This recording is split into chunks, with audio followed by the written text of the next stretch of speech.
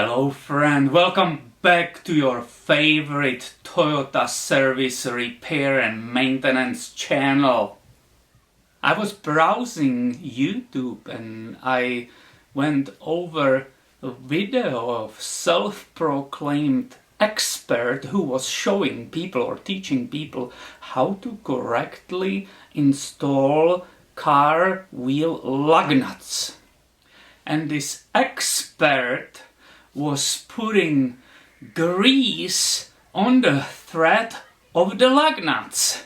So basically what he was doing, putting nice grease on that thread so the lug nuts can get loose and get out and fall out, right? Awesome.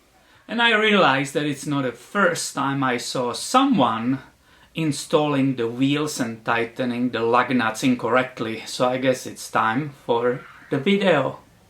And it's amazing there is so much confusion out there, because even something what you have in your vehicle, like your owner's manual, which is in the glove box, goes in detail how to reinstall the wheel and how to reinstall the wheel lug nuts.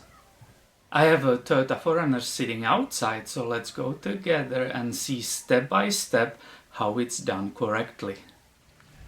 So let's say I'm putting back this wheel, alright? So first thing, I have to make sure, and this side is perfectly clean and also on the rotor, so I don't have any dirt there, and I'm able to start putting the wheel back, right? Here we go. Then the next step, I'm forcing wheel on, and I will take all those lug nuts and starting by hand I want to put them all in, right? How many times I saw in this stage when somebody had just one lug nut on it out of 6, how many times I saw some technician come with the air gun and just blast this one nut. The whole rim is moving like crazy, right? When he's blasting it, it's definitely no. What I'm doing in this stage, basically, I'm not using much force, right? And what I'm trying to do, or my accomplishment needs to be that I will evenly seat the rim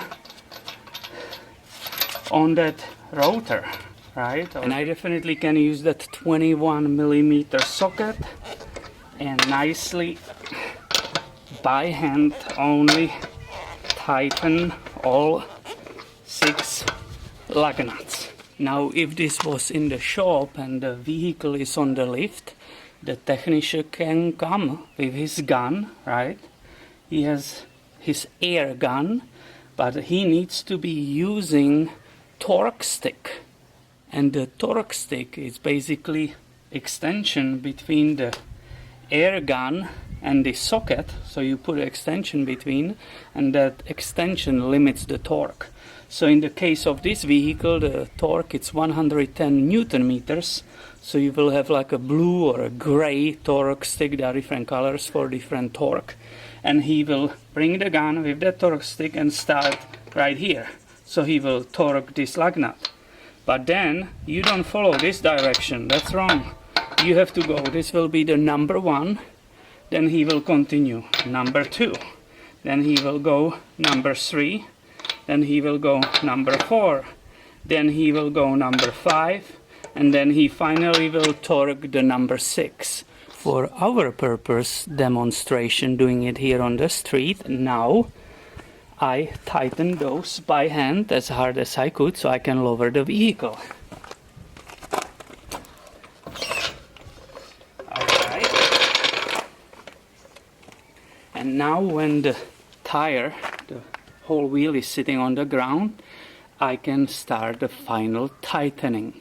Now I have that nice big breaker bar here and the 21mm socket.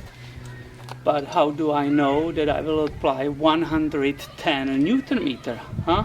So in order to do it right, I brought my torque wrench, right? And I need to put it to 110 Newton meters. So I have it there, 110, and then I will follow exactly same pattern. I don't want to get in your way, so I will do it opposite. So I put it there, and I continue until it will start vibrating. I have selected 110 and I'm going all the way. When the torque wrench will start vibrate or give me that audible signal. And I do continue the same pattern. 1, 2, 3. Then I'm going 4.